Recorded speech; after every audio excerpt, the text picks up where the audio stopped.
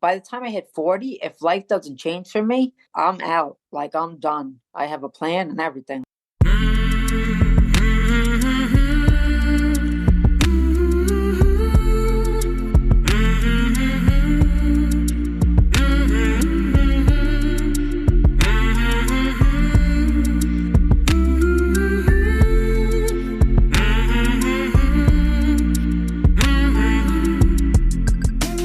Hey there, my name is Sean, and this is Suicide Noted. On this podcast, I talk with suicide attempt survivors so that we can hear their stories. Every year around the world, millions of people try to take their own lives, and we almost never talk about it. We certainly don't talk about it enough, and when we do talk about it, many of us, including me, are not very good at it. So, one of my goals with this podcast is to have more conversations, and hopefully better conversations with suicide attempt survivors. Why? In part, to help more people in more places feel a little less shitty and a little less alone. So if you've been a part of this podcast in any way, thank you. Now, if you are a suicide attempt survivor and you'd like to talk, please reach out. hello@suicidenoted.com, on Facebook or Twitter/X @suicidenoted. And there are more reasons to reach out beyond being a guest. And no, I'm not asking you to pay me all kinds of compliments. Please reach out if you are a former guest who would like to join us for an update episode.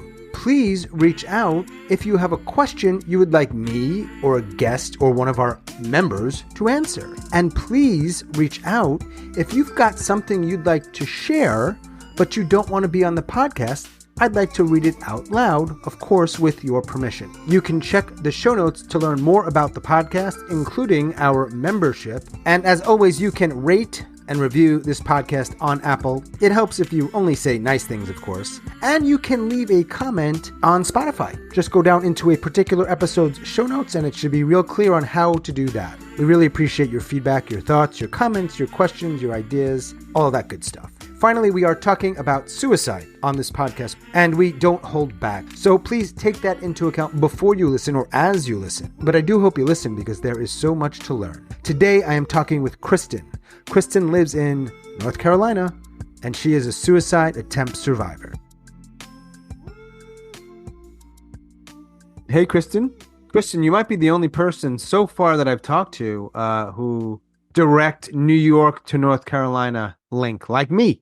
Yeah, absolutely. Yeah. My parents had moved down right after the Trade Center. They were like literally in the Trade Center. My dad's floor was the floor that they hit. He had gotten the job like a month before and he was like, I love this floor. It's absolutely amazing. It's a little scary being up this high. He saw his friend on the ferry. They got a cup of coffee. And if he didn't stop for that cup of coffee, he would have been in the building when the plane hit. It was a rough thing. So we stayed in New York for about 6 months. And then my mom had gotten offered a job in Charlotte, where I live now. And then they moved. I stayed because I was still in college and we did the whole thing. So got it.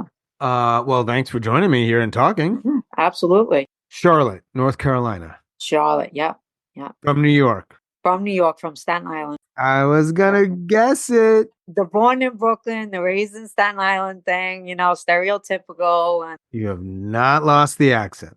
You know what? I feel like I have. I don't hear it as much. Like, oh, where are you from? I don't hear it that much anymore. Cool. Well, here's what we're gonna do. But we'll have fun with it. Okay. Anyone who's listening, can you please message me and then I can share it with Kristen? Do you hear a New York accent? If they might say yeah or no, I'm going to guess. I'm pretty sure I know what they're going to say. I like the accent. I think it's kind of cool. It reminds me, I was actually born on Long Island and raised there, and I lived in the city for like 11 or whatever years, but it's a unique sound and I like it. I mean, I like it on men. I think on women, it comes off a little mob wives, kind of rough around the edges, I mean, I love my accent. I don't ever want to lose it. So yeah, it's just Staten Island in particular. Staten Island has a very heavy accent, very heavy. I don't want to be a snob about it, but if you're not from that area, you might not kind of get it. But, that's because you're not from there. But right. This is me speaking to the people who might be listening to us talk. Yeah, Staten Island's part of New York City, but it's sort of, is it fair for me to say it's a little bit of the redheaded stepchild? It is. Staten Island is a world of its own.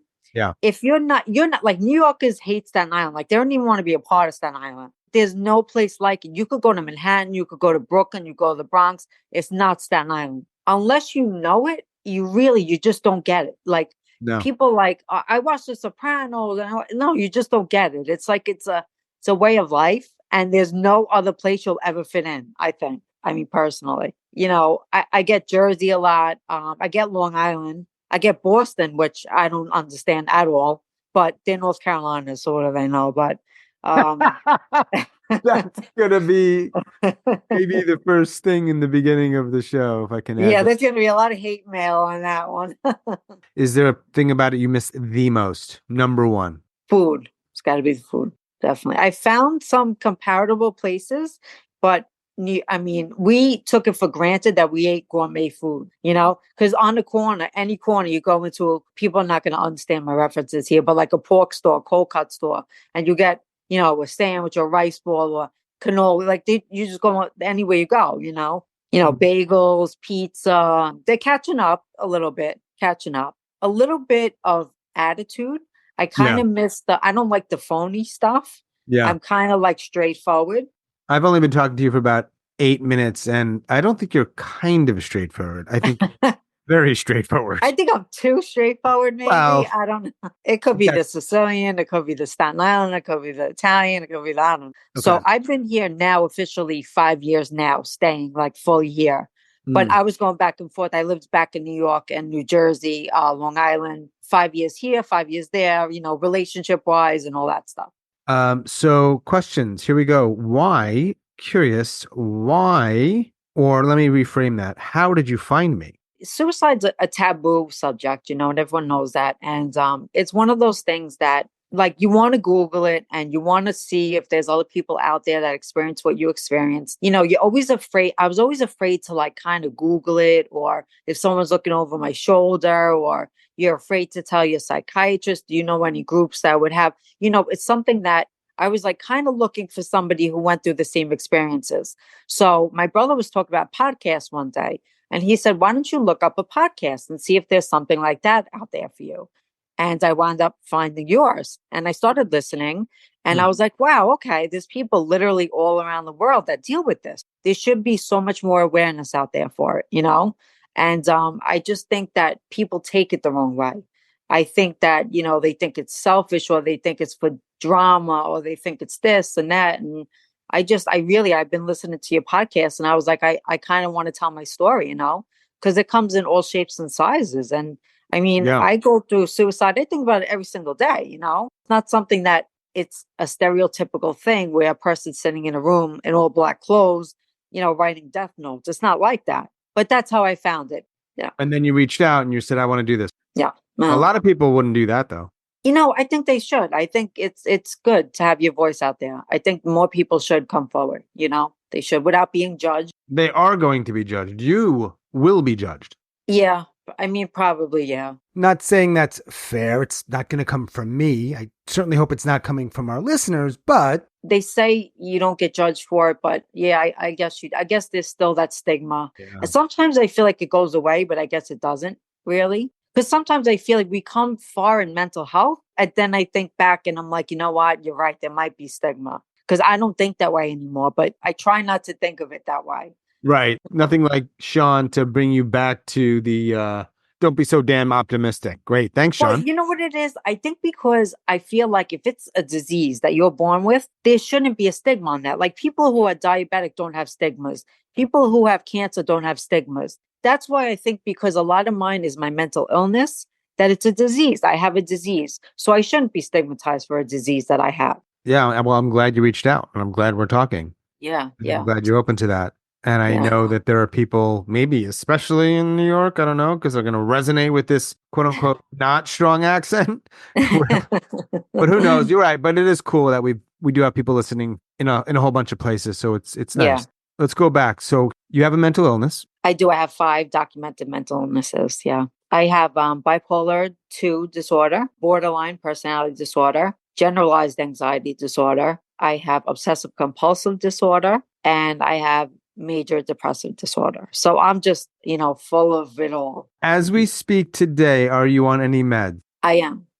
How many different meds? 5.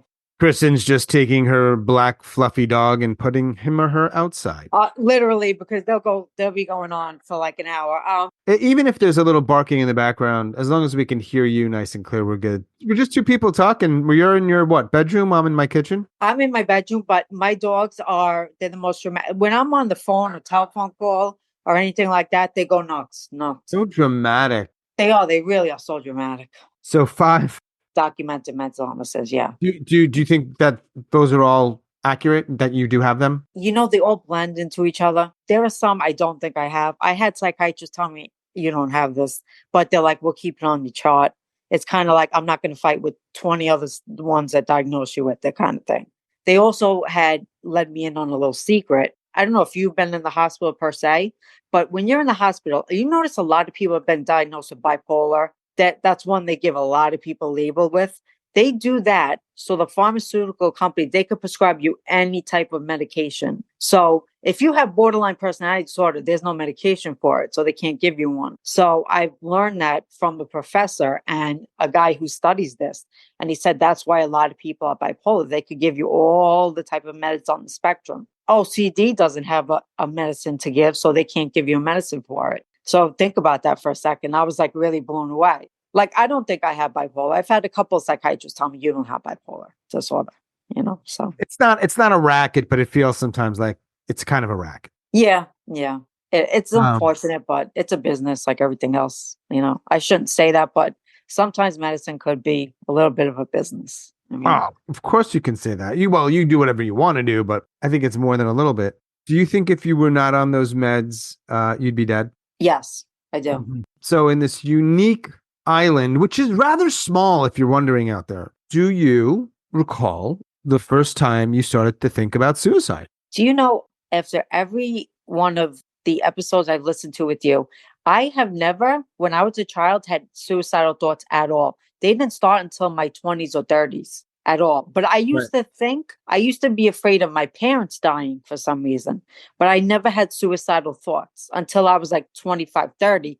To Huh. a nurse pointed out to me, she's like, you're a little late to have these thoughts. And I'm like, I never had them. I mean, I'm- I think a lot of my disease came out with the move. I think that's what triggered it. And I think that's when the suicidal thoughts start coming because my life changed drastically. Not sure the context of the conversation you had with the nurse, but I don't quite understand that comment. But we could also ask the question, you didn't ideate, you didn't think about suicide. Are there, so it's primarily connected to the move and maybe some undiagnosed stuff, which we'll talk about. Right. Is there anything, and share as much or little as you want, Of course. anything happening upon reflection in your childhood, teenage years, into your 20s where you're like, that really contributed to this thing I'm dealing with or have been dealing with? Beside the move, I had emotionally distant parents. We don't talk about feelings. We don't talk about emotions. Everything's swept under the rug.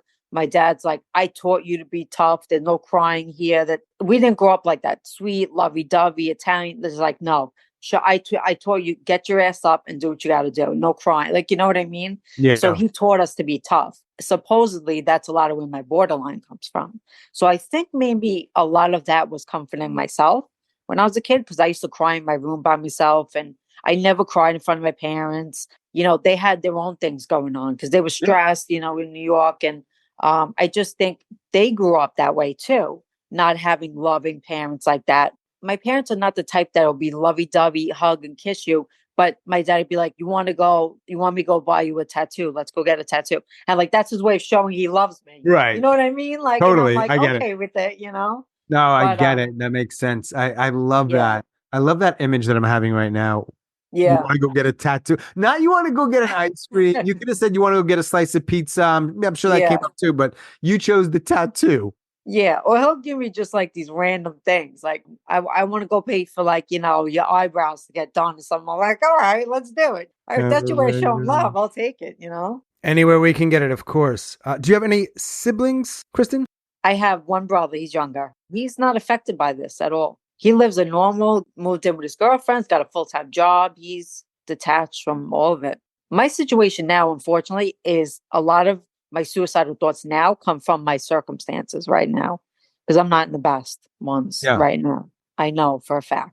So you went from suicide, not even really considering it at all. And at some point in your, you said maybe late 20s, early 30s, you start to think about it. And now you think about it every day. That's what you mentioned earlier.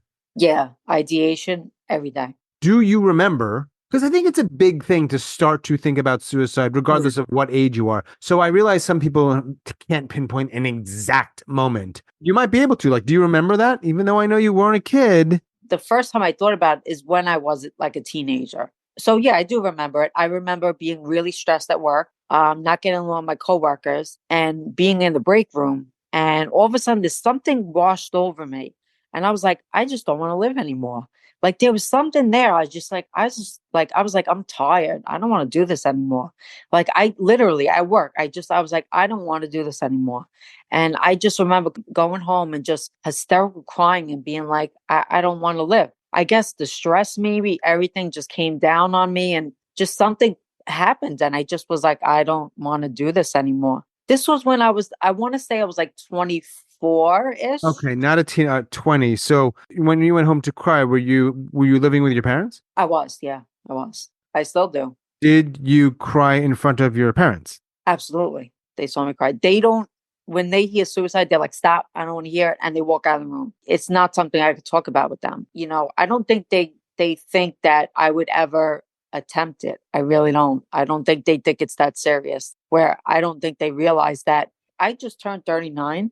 I Hmm. tell my psychiatrist every single day, by the time I hit 40, if life doesn't change for me, like I'm out, like I'm done. I have a plan and everything. Like, and she can't say anything. She can't put me in the hospital. So I'm hoping that it changes, that life changes, because feelings change and life changes. Something could happen in 6 months that could be the best year of my life, But I think like that What do you mean she can't put you in the hospital? because I don't technically have a plan. So if you don't have a plan, they can't. You could say, I want to commit suicide every single day, but if you don't have a plan, they can't put you in hospital. Oh, I don't know about that. I Yeah. believe you. I just have had some different Yeah. experiences. So got it. 20s work. So that's 15 years ago. How do we summarize those 15 years? Total ups and downs. There were good times. There were times, like I said, after that, I went straight to a doctor, got to a psychiatrist, got put in a hospital. This is when you were referencing crying in the break room or not wanting to live. You go to a doctor, you're seeing a therapist and you got meds and you went to a hospital. Well, no, at first I went to go see a general practitioner.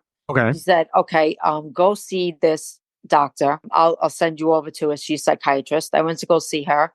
I told her about this. This was all new to me. So I didn't realize when you tell them that, they're like, you're not leaving my office. The ambulance is coming. Like, I was like, what? Like, I was like, Shocking. everybody gets like, feels like that, don't they at some time? And she's like, no, you're going to the hospital. So she sent me to the hospital. But you just said earlier, I'm not trying to fuck around with you here, but didn't you just say like 4 minutes ago you have to have a plan for them to send you to the hospital? Well, I basically told her, I was like, I don't want to live and I will do anything in my power. I was like, I have pills at home. Okay. Well, then you're a danger to yourself, basically. So, How long did you yeah, stay in the hospital? I was there 14 days. Where was this? Charlotte. This was Charlotte. Bonus points for anyone out there. Please message me if you know the nickname of Charlotte. I'm not giving it away. Okay. I'm not going to either. So, Yeah. Let's just say if you're familiar with the boroughs of New York, that could be a good hint. yes, that's a very good hint. We always got to bring it back to New York, Kristen. So I know also people are probably also wondering this because that's why they want to hear the Suicide Noted podcast. Kristen and I are probably like 2.5 hours away from each other. Yeah, I'd say. So you're in the hospital for 14 days. Does it help at all? It does. Actually, it does. I was afraid because I'm like, God knows who my roommate's going to be. Everybody gets scared. Who knows if people are violent? That's a scary situation.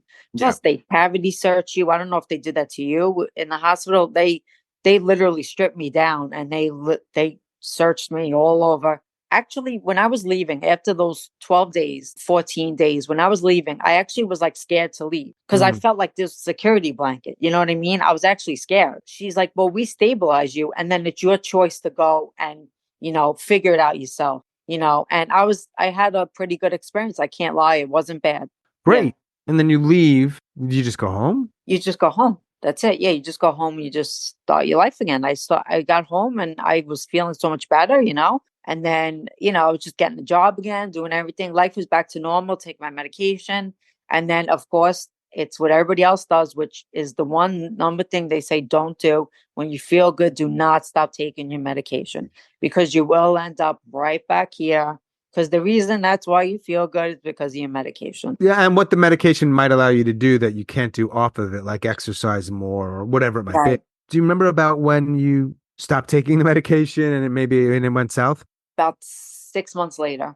And did you lie to your therapist about that? Kind of, yeah, I did. I did. And of course, she's like, okay, we'll try something new. And then I tried something new. And then the first, in the beginning, they're rough. I was like, I don't want to take these. I was like, I don't want to take these for the rest of my life. I don't want to be dependent on it. So I thought I was like better. I was like, I could fight this. I could fight. I don't need meds. And then sure enough, here goes Kristen back to the hospital. So you went to the hospital number 2. Number 2, different hospital. It's whatever bed they have open. Yeah. So the second hospital was 5 days they kept me. And that one was a little bit scary. I'll be honest. They sent me all the way to Hickory, which is like 45 minutes away. But from Charlotte to Hickory is a little rough, if you know what I mean. It's just there's a different vibe there. I'm suggesting like banjo music type vibe. So I was like there and I'm like, okay, this is kind of scary. The building was scary. Like everything was like, okay, not used to this. But it stabilized me. So I can't say too much bad about it, I guess. You went there by choice? No, I never went by choice. All my hospital stays. And I have 3 of them, but I've never went by choice. So the second one, doctor sent you. Doctor sent me again. Yeah. 5 days, come out. Then I stayed good like that for a good like 7, 8 years. I was good. Wow. Really good. Yeah, I was good. I was keeping up with everything, exercising, going out, having friends. In all that time, 2 hospital stays, probably a fair amount of ideating. Yeah. You haven't actually attempted, correct? At that point? No, not really. It was more like ideation, like, okay, this is if I was going to do it, this is how I would do it. When you would think about it before that third time, like, was it always the same method? Yeah, always the same. Yeah. And I tried to do a lot of research and all that. I know that pills are really one of the worst methods you could do. First of all, a lot of them half the time do not work. Second time, I know people throw up. And a lot of the times what happens with that is that my biggest fear is a suicide failure. Sure. Like, God forbid you try to commit suicide and you fail. That's scary. That's even worse than the suicide. I mean, that's bad. Pills would be it. Pills, but a tweak to it. I don't know. I'm not going to say because I don't want to give any ideas. Where'd you learn about it? This was Nip Tuck. It's a pretty intense show. It's about plastic surgeons, but it's like really like triple X kind of thing. I saw it in the show. She had cancer. And wait. If Nip Tuck can talk about it, why the fuck can't I? Then go ahead, talk about it. I mean, if you feel comfortable, I'm comfortable. Nip Tuck, which is available on like Netflix. Yeah, it's on FX. It's on cable TV, literally. Can talk about the details of a suicidal method. Yes. Surely the Suicide Noted podcast. Yes. Can as well. Yes. Although the network or however that works probably has an amazing lawyer, and I don't. I can only imagine, because to show that scene, I would never thought of that myself. Not like that's something you should think about, but I would have never thought of something like that. And I was like shocked they even showed that. Let me ask you a question. I'm curious. So when things are getting really rough and you're like, I'm out, I can't deal with this anymore, I'm too tired. Like, why choose a method that is more likely to not work? You know what? I think it was a cry for help mostly. Mm-hmm. Because they say when you do suicide, you don't really want to die. You just want the pain to end. I think it was a cry for help, and I didn't know how to get help at that point. Because I've never had it before. I never had anyone in my family have it, or like I didn't know where to even go first. I've had these conversations, and I think just based on those, that's really all I can talk about from those. It's interesting when I've asked people about a past attempt. Yeah. And they'll say things like, I wish it had worked, or I really did want to die. Like, I don't always think it's just a cry for help, or even just, quote, wanting the pain to go away. I actually think not a tiny percentage of people absolutely want to die. I don't think I ever really did. I think it was always just cries for help. I really do. It's almost like a situation like, if it worked, I'd be okay with it too. Like, I'm not afraid of dying. So does that make sense? Maybe like if it worked, I would be okay. because Yeah. the pain would be away.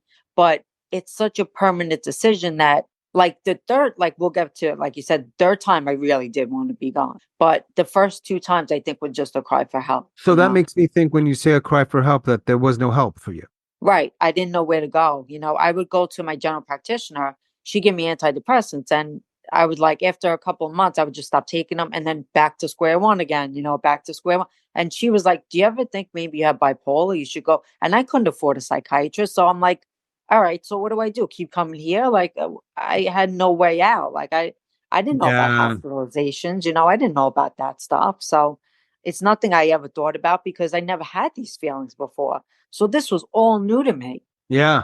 And you no know? one around you knew enough to share more Right. about it. Right. Nobody helped. What's interesting is this is and people might in more like less urban areas might be annoyed at my comment here, but you're in a fairly urban area. There are a lot of doctors, there are some resources, there are things that your general practitioner or others could have rather easily at least pointed you in the right direction. So Right. whatever that's not to blame anybody. It's Right. just an interesting dynamic.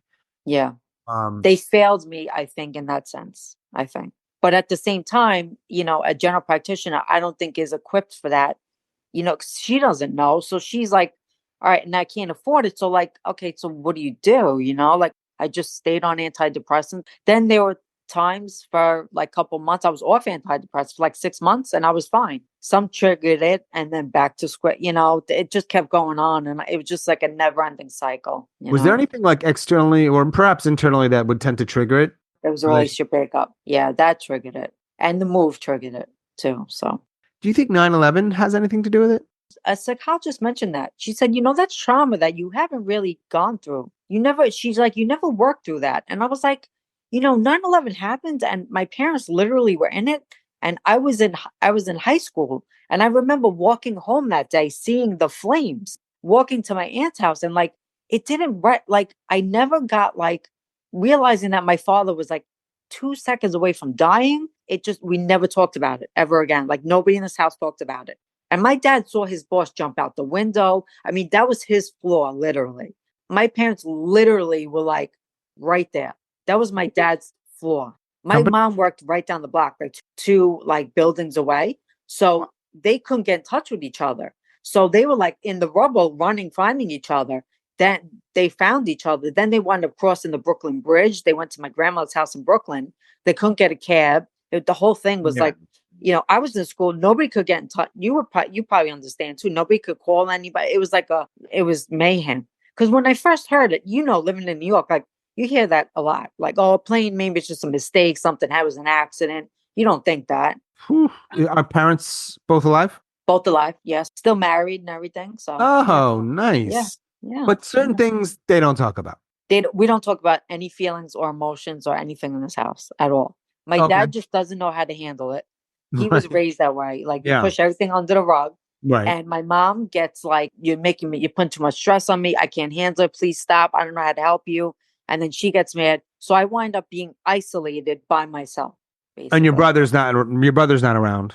Right. He doesn't live here. And I have no friends, no boyfriend. I don't have a job right now. I don't drive. So I'm like in this shitstorm of like a life right now. Couple dogs. So, couple dogs. You said your parents, and if I'm wrong here, like if I misunderstood, tell me. Like they don't do the emotions and the feelings. It's this more like fighting or yelling. But that's emotions and feelings. Yeah, yeah, I guess, yeah. I guess the emotions and feelings are more like me and my dad are the same type of person, so we butt heads. Right. So I think it's more of the emotions of like, yeah, yeah, I guess you're right. He'll just give me life advice. Like, I was in the streets, like, this is street advice and this is what you're gonna do and this is You it. know. Or he's like, I'm going upstairs, go in your room and go, wallow in your pity because you should be stronger than that. Like, you're letting shit get to you that shouldn't.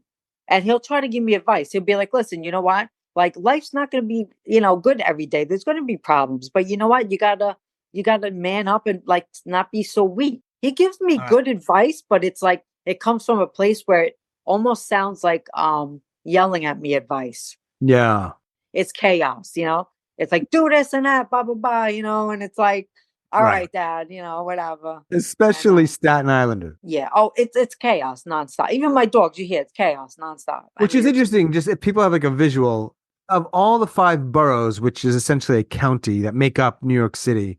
yeah. Staten Island is one of them. And you say it's all chaos, but actually, if you were to just look at it and be there, it's the least urban. If you want to sum up Staten Island, people think like when I moved down there, like, oh, you had trees and a backyard and this. I'm like, no, my backyard was a train station. Like it was a train. Like people don't understand. Like Staten Island is not. It's either like really big houses. People have a lot of money on Staten Island, a lot of Uh, cash. Very few apartment. Very few. I mean, it's Staten Italy. I mean, 90% of Staten Island's Italian. I mean, I went to school with everybody who's Italian. I went to Townsville High School. I went to St. John's. So I want to be an attorney because I like to fight. St. John's is a university, and many of you know this, in Queens. That's a big one. If you were listening earlier and wondering what the nickname of Charlotte is, I will nudge you in that direction. More importantly, you went there to study pre-law because in part you like to fight. And I am going to say, did you finish? Well, I came down when I came to Charlotte. I took a year off because I had to do out of state tuition, which was extremely expensive. So then I went to UNCC and I got my paralegal certificate, thinking of going back to school for an attorney. But I feel like I don't know if I have it in me now. I'm kind of like I like the paralegal thing.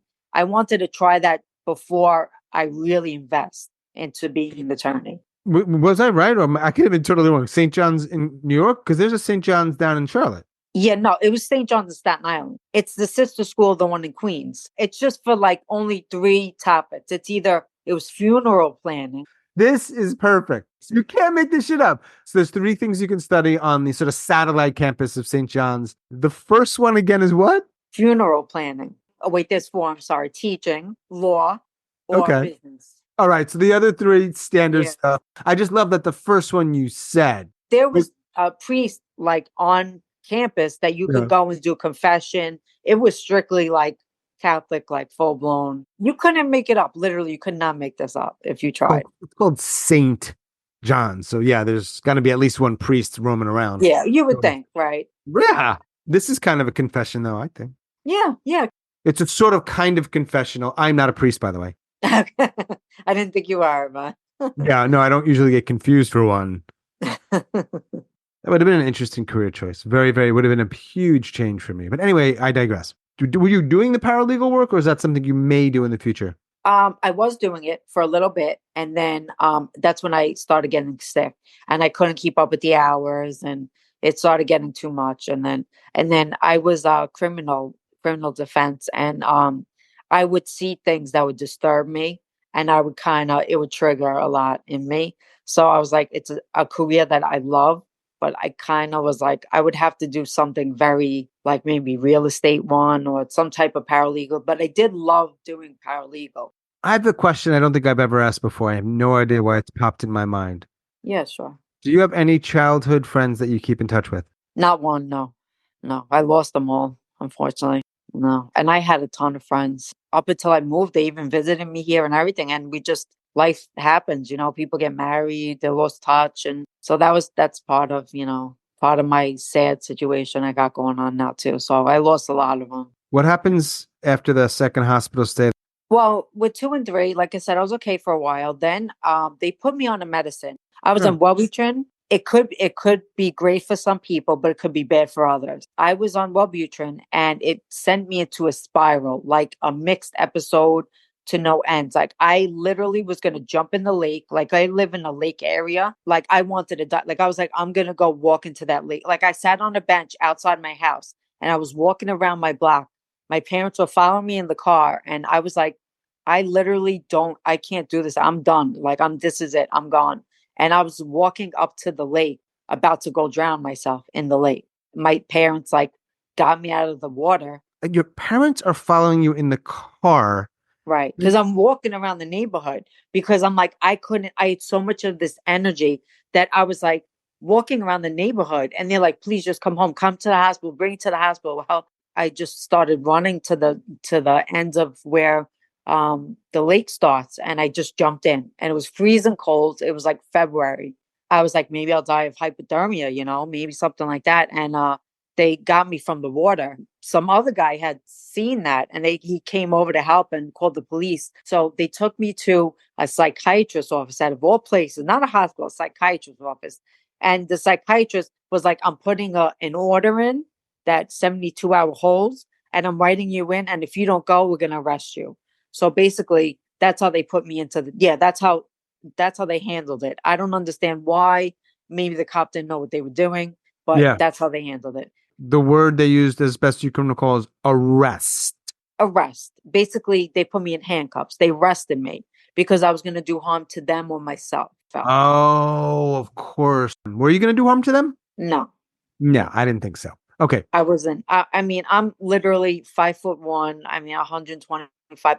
What am I going to do? Punch you in the face? Like, I'm not going to do I nothing to mean, you. Like, you do sound kind of tough. I mean, yeah, I could probably kick your ass, but I'm not going to grab his. I wasn't going to grab his gun and start shooting at him. Is it true though? If you took a swing or two, and your dad would be like, "Atta girl." Oh, my dad would have freaking helped me. Would have. I was like, let me take her in the car. Like, I'm not going to take her. I'll take her to the hospital. Why you got to arrest her like that? Like, don't embarrass her. I'm like, you're doing this in front of my mother. I'm like, Yeah. my dad's like, let us just take her. We're not going to trick you. He's like, let us just take her to the freaking thing. You don't need to arrest her to do this. Like, it's so mortifying how they treat. It's insane. It's really insane. So then the cop was like, all right, well, I'll let your parents take you, but we're Good. going to check on you later. Yeah. We're going to come to the house and check on you, which I know they do that. And my dad said they did. They came to the house later on. And I was already in the emergency room because they check you and they wait for a bed and then all that. And then that's how I got put into the hospital that third time. Given what you've shared about your parents thus far, I mean, Yeah. between the following you, getting you out of the lake, all that happens after that, driving you to the hospital. I mean, obviously, they know you've been in the hospital a couple of times. You're living with them. I mean, they know a lot, but that must have been an interesting. They never expected that. I don't think it registers to them. I think it's something more denial than anything.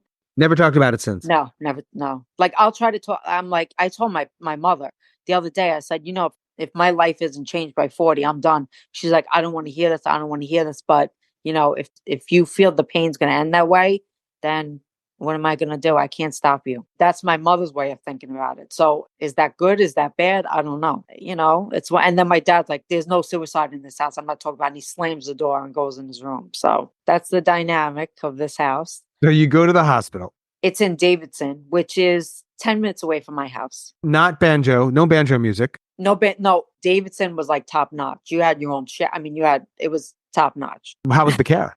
It was great. It really was. They helped me tremendously. And I've been not in the hospital since then. And it's been 5-7 years now. And in that time until today, because of what you shared earlier, you're getting new diagnoses sometimes.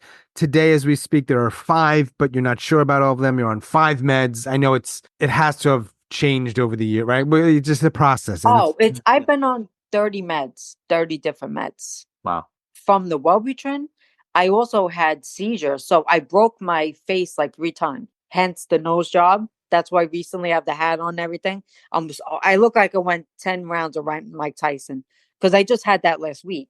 I don't know if I told you I just had a nose job last week. You didn't use the word nose job. I had rhinoplasty. I broke my jaw. I broke my chin from the seizures from the Wellbutrin. You'd be surprised how many people have things that you don't even realize.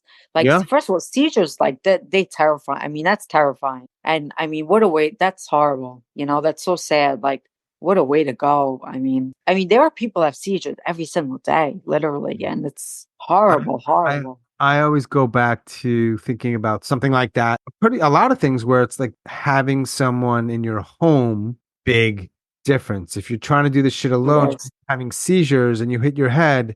Yes. That's a huge problem. If someone's around, they could immediately call, so I go also back to all this connection, because it applies to me, and I'm a selfish son of a bitch. No, that's what happened to me. I understand that 100% but that's what happened to me too. Like I hit my head on the glass. I hit my head on the concrete floor. And if my parents weren't there, they wouldn't have called 911. Who knows how long I would have been there laying on the floor like that. Like you said, but isolation is also something that, God forbid if, Just to be clear, you jumping in the lake is the attempt. Is the attempt, yes. You said it was pretty good experience in this fancy luxury hotel mental hospital. for 8 days, Yes. 5, 6, 7 years ago. You've been taking your meds, or at least you are now. Yes. Hmm. You were looking up recently podcasts with the word suicide in it because you think about it every day. Yeah, I have suicidal ideation. Yeah, constantly. And a plan if, God forbid, I'm hoping that I don't have to come to that. But yeah, I mean, there would be a plan. I mean, I say it, maybe I'm just saying it because sometimes it feels like a way out, like almost like an option. Like, well, if this doesn't work out, there's always that, Yeah, kind of thing. I hope I don't have to come to that because I don't want to die. I just want my life to get better and I want the pain to end because I'm not in the best, like I said, circumstances. And I'm not living the life I should be living, I feel, at my age. I see people and, they say never compare, but how can you not? You see people getting married, having kids. And I'm like, sitting here, like, why do I deserve to have this? And these people don't have. And, it's sometimes feels like it's sure. not fair, kind of, It definitely is not fair. not, yeah. Why 40? Is it just because that's the age, or it's just soon? 40 is the age that if you haven't accomplished what you want to accomplish in life, I know 40 is young. It's not old. I just feel like I should have accomplished what I should have accomplished by 40 at least, like the family, job, my own Yeah. place, a car, my house. I feel like I should be having kids, having a family, working, having a husband, having a boyfriend, at least something. What's the reason why? Maybe this sounds a little silly, but what's the reason right now that you're unable to work? Well, basically, a lot of the reason is it's hard for me to do a full time job, I'll be honest, because of the stress and everything. You get stuck taking these part time jobs. Unfortunately, you can't pay bills with part time jobs. No. And as much as you want to, you can't. I've tried to get disability, which is the most, I mean, mental illness. This is my fifth time with an attorney, and we're actually appealing it because the attorney lied under oath. So I actually have appeal going. That's going to take another year. I have to work at this time. So even if I have these part-time jobs, I can't afford an apartment. I can't afford, my brother has a full-time job. He could hardly afford what he has. Things are expensive, especially now. You put out applications and you put this out and you put that out. And it's like only so many things you can do. Yeah. And I feel like I have roadblocks in a way where I don't drive. And it's not a friendly city where I can like get on a train like New York and just get to the city. Like you have to have like some type of Uber, or you got to have some way to get someplace. So you have no car or you can't drive? No, I had a DUI 13 years ago. I'm not going to get into it. But it was a basically small boys town club, and I was set up, put it that way. The car accident happened in two houses down from my house. My next door neighbor was the lieutenant of the police department. I mean, really, I can't get my license back unless I put a breathalyzer on the car. To do that, first of all, you have to pay for the own breathalyzer. You have to pay every month for it. You have to have it on for a year. I got the book thrown at me. 13 years ago, you have a DUI and you still have obstacles driving legally, is what I'm Yeah, saying. because I can't get my license back. Right. Man, we are such a punitive fucking country. I paid my dues, did everything I had to do. I was set up and I had a public defender not knowing, which if I would know, it was a shit show. If you would have Yeah. seen this, it was a shit show. I had 3 beers, literally. I got into a car accident. It wasn't even like a drunk. I literally got into a car accident because there was a cat crossing the road on my block. I swerved and I hit a mailbox. So they take me in for DUI. I broke my ankle. The cop who came showed up at the thing. It was her husband. I used to date him. Then 4 hours later, they take me to a place to get a breathalyzer exam. 4 hours later, my levels go up 4 hours later. Now, how does that happen when they just rub Purell all over the breathalyzer thing, which is 90% alcohol, isn't it? That works in their favor, doesn't it? Right? The judge that was in the courtroom that day should have not, he had a trial against him because he was letting all DUIs go. So everybody in that courtroom had the DUI, had a DUI because he was in trouble. He shouldn't have been on that bench that day because he was getting in trouble for letting people go with all these DUIs. So he should have not been on that bench that day. So yeah. And the statute of limitations run out. I can't fight that. So that's my options. And I drive my parents' car. My parents are not putting a breathalyzer on their car. Why should they? They shouldn't have to do that. I can't buy a car because I need a breathalyzer. How am I going to do all this? Wow, Jesus. So basically, these days, what do you do with your time? Literally, when I tell you, you're going to be like, this girl, I don't know how she's still alive. I exercise every day, which I try to do. That's Yeah. part of, I feel like that's part of my prescription. It's Yep. very good. It's very, very good. And I literally just watch TV, go to bed, do the same thing the next day, and that's it. Go to doctor's appointments, and that's my life right now.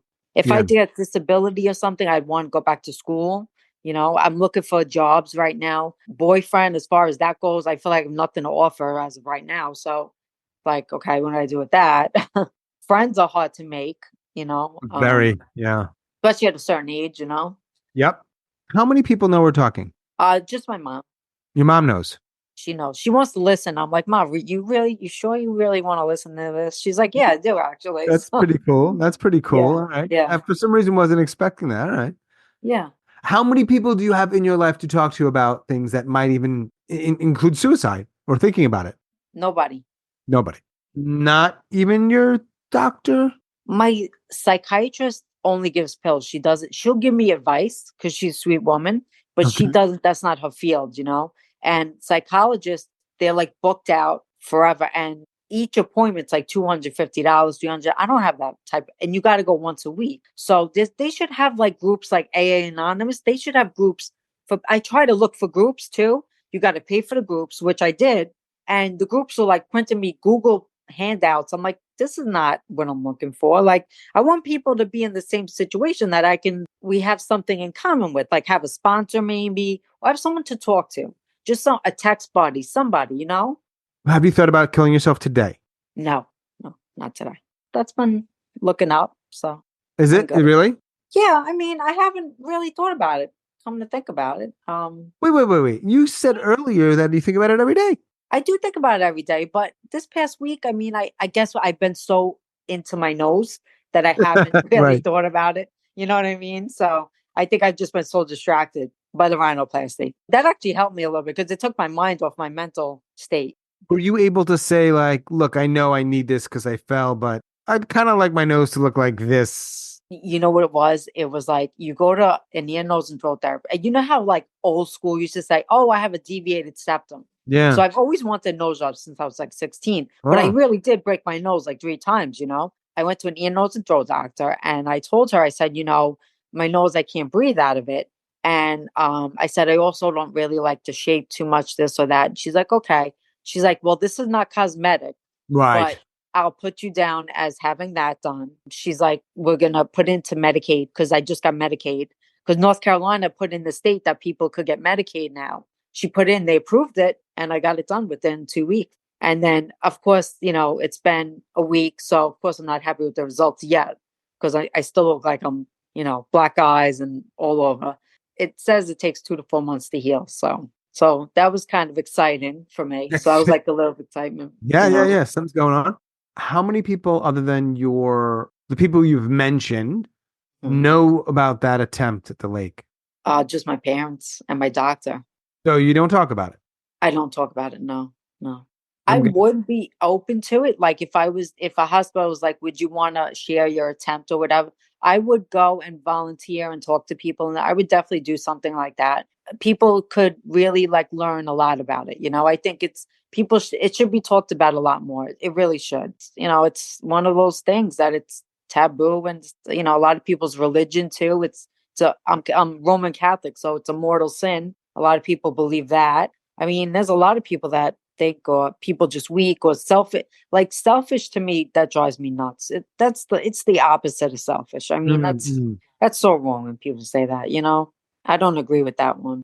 Do you ever think back to the lake and think, God, I wish that had worked? Yeah, some days. You're Roman Catholic? I am. We used to go to church constantly. We stopped doing that so much, but I do pray the rosary because I feel like that helps. And I do believe in a higher spirit, but I don't go to church like normally or confession. When I first got in the hospital, my father went to talk to a priest and they're like, oh, she'll get over it. She'll get over it. They didn't really do much consoling or anything. So my dad's like, I don't really, after the whole, thing with the church, he's like, I'm a little bit. I guess I guess one of the reasons I asked that was if you take your life, actually, or just die, maybe it's another way, but Yeah. particularly if you take your life, are you going to hell? I believe it. I do. I think I believe that So you because will I be feel in like hell. God gave you a life and like you took it away from yourself, kind of thing. I also feel that if there's a God, why would he put people through so much pain? To look at it that way too. I'm into religion, but I'm not a diehard religious. When is your birthday? October 6th. March, April, May, June, July, August, September, October. I believe 9 months away. Yes. If it doesn't get better by 40, 9 months away, Yeah. you are how likely to end your life? God, if things don't change, I'm going at a 6 right now. They say you're one decision away from the rest of your life changing. I could meet someone next week and, by October, my birthday, I could be moving into a house. And I mean, you'd have to come back and talk to me probably in September and October. Probably Well, September, I would really know. couple more questions. Does anything Yeah. help other than exercise and your dogs? Reading helps a lot. Reading, Okay. journaling. I think Mhm. journaling helps a lot to get your feelings out. Even little things like sitting in the sun, cuddling with my dogs, stuff like that helps a lot. It really does. What kind of dogs? One's a toy poodle who's got the biggest mouth on earth, and one's a Havapoo. That's Louie and Max. It's Staten Island. Okay. Louie and Max. Of course, it's Louie and Max. Yeah. So, any myths or misconceptions you'd like to dispel? Like I said, the misconception is just the stereotypical, the way people think that a person should look if they're suicidal. Like Oh, they should look or feel a certain way, have a certain attitude. Like you see these ones on TV that are angry at the world and are wearing all these black clothes and are sitting and drawing, it doesn't have a look. Like I love to wear makeup and my Louis Vuitton and this and that, and I go to work and I can have friends and this and that. It doesn't mean I'm not going to come home and want to commit suicide every night. That's a myth that I think a lot of people don't realize. Like the person who's working in a job that you would absolutely love or a marriage you would love, you don't know this situation. They no. could be looking smiling on the outside, on the inside they want to die. They're in pain. That's a big misconception. Yeah, big, big, big, big. And also, just side note, when I put on makeup and wear my Louis Vuitton, I actually do feel pretty much better often, but like that's not what this podcast is about. All right, final question I have, and then of course you can add anything you want. It's the pink and purple pill question. Okay. Do you know what that one is? No, I haven't heard that one. Okay, great. Not great, but so I give you a pill. You can hold on to it, you could flush it down the toilet, or you could take it. And what this pill does, one, it will kill you. You will be in zero pain, none, and everyone, they'll think it's just an unfortunate natural death. Will you take the pill, or would you save the pill, or would you get rid of the pill? I wouldn't take it that day, but would I save it? Absolutely. Yes. Definitely save it So your 40th birthday. for my 40th birthday. Yeah. Having such clarity about it, does that scare you? Yeah, it does. It does. It really does scare me because I don't want to technically die. I don't. I just want my situation to change. And I Yep. feel like if it doesn't, and I've tried all I can do, there's no other way out. That's my only other option. It hasn't changed in such a long time that I Right. don't want to keep back and forth my whole life, back and forth. Still sitting here, or 60, still sitting here saying, well, I should. I'll try to dig myself out of a hole. And I feel like there's more shit piled on top where I'm like, what do you want me to do at this point? And everyone's always like, oh, there's ways, there's always ways you can do this. There's always ways you can do that. But sometimes there literally isn't. You're preaching to the choir, and not necessarily a Catholic one, but it doesn't matter. Yeah. You know what? I think I just figured out something. Literally, digging yourself out of a hole doesn't work. That's the whole point of saying the expression, right? You wouldn't dig yourself. You would dig a hole. You wouldn't dig yourself out of a hole. You would do the opposite. How would you dig yourself How would out? you dig yourself literally out of a hole? Now, maybe you could go like traverse it, but I feel like then the earth would just. You know what? You're right. We just debunked something really big here today. Because that's a big expression, like dig yourself out of a hole. But like, Yes. yeah, you really can't. You really can't dig yourself out of a hole. You're literally Wow. asking somebody to do something that's not possible. Not like 99%. You know what? That just made me think of something like that. Like you can't dig yourself out of a hole. So how do you expect me to kind of do it? Wow. Okay. How do you expect me to dig myself out of a hole if it's physically impossible? It's like not possible. And if we're using Kristen as an example, like she's not saying she can't dig with the shovel. She's physically Right. capable of doing that. We're saying Kristen is doing what you're telling her to do. She's digging into the hole because she's listening to what you're saying, and the hole just gets deeper. By definition. You know what? That should not even be a phrase that's used anymore. I'm not using that anymore. That was life-changing for me right now. Glad I could offer something with such an effect. So now I'm not using that anymore. Now I'm going to spend a lot of time thinking about other expressions people use, and if they don't make any sense, pull yourself up by your boot. First of all, what's a bootstrap? A strap that's on your boot, like laces, right? All right, laces. Now, I don't know if the laces are untied or tied. No matter what you do with the straps and or laces, how would you pull yourself up? All you would be doing is pulling your boots tighter. How are you going up? I'm imagining someone, if they're pulling their bootstraps really hard, they might break, number one, but then also, and it might hurt their feet or their ankles. And then they would just fall over. So I think we just debunked another one. It's another saying that makes zero sense. I also think we should do this on every episode. We really should, because we could debunk so many things. I mean, we could be in the Guinness World Record for like debunking things. If you think of any, will you message me? Oh, absolutely. Because you know what? That is so interesting. Because there are so many phrases that people say, and I'm like, I never really thought about that. If I hear that, I'll be like, wait a minute. Yeah. Me and Sean were talking, and I have to tell you something. Please. Please. I've got to think of, you know what? I'm going to think of more, because my dad has a bunch of them. Yeah, he's got a bunch of them. I got to ask him about those. I want to be there. I can't be, of course. More like fly on the wall. When the day comes, if the day ever comes, where your dad says either of those two expressions we were just examining. I am literally going to, like, the minute I get off this call, like, I'm going to go call my dad and be like, listen, we need to talk about something. Because I was having a discussion and we... Please tell me what he says. So when the podcast comes out, are you going to listen? Absolutely. I don't want to hear my voice without cringe. Yeah, I'd let her listen. Absolutely, yeah. Dad? No, Dad. No, not on that one. Mom, yes. Dad, no. Brother? He could listen. I'll give him the link. Yeah, he can listen. Absolutely. I don't want to share too much. You know what I mean? To put too much up. Because I don't trust too many people with that. Sometimes they could use stuff against you. I'm not very trusting of people with that stuff. Yeah, for sure. Sounds like you trust me. At least I hope. That's why I wanted to come on the podcast, because I think it's great what you do. I think it's really, really good what you do. I think it helps a lot of people. And I think it's great you take the time to really do this. I really do. Really, you're doing a really great job. I do. Thank you.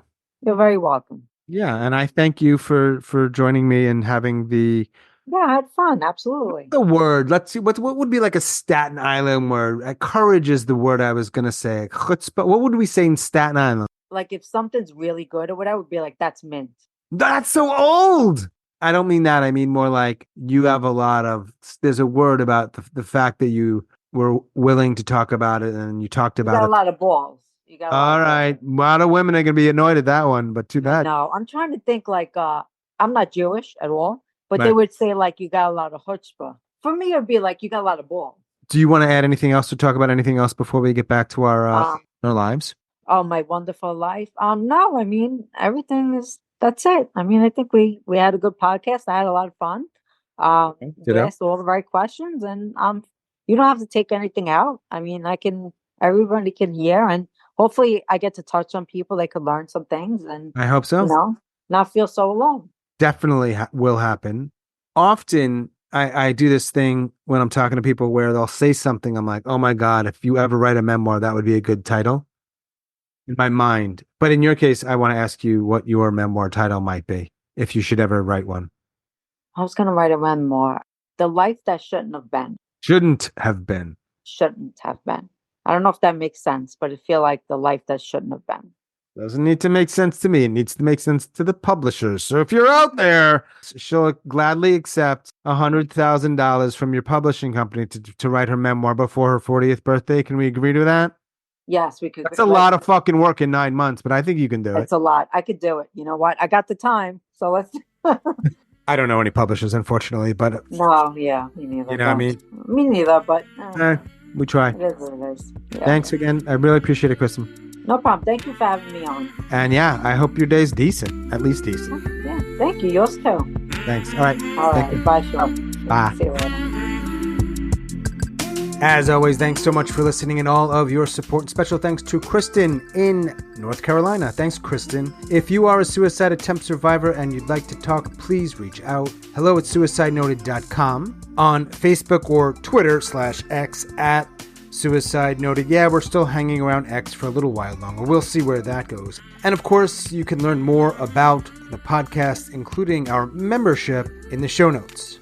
And that is all for episode number 204. Stay strong. Do the best you can. I will talk to you soon.